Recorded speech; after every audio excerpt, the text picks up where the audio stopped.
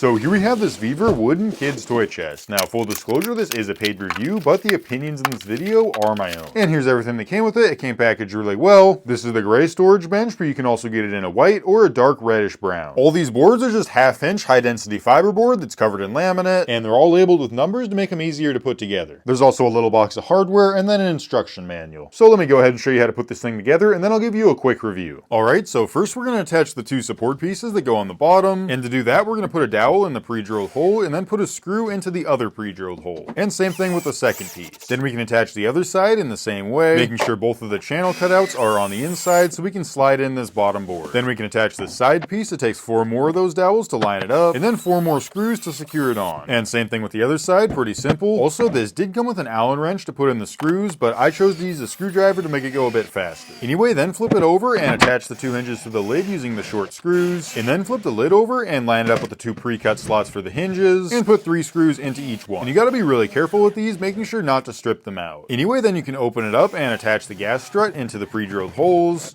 Then there's also a couple more pieces here you can screw onto this side if you want to secure this to the wall. Alright, and there we go. That was a really simple build. Took just about 15 minutes for me to put it together. It's actually surprisingly sturdy, and it also supports my weight just fine.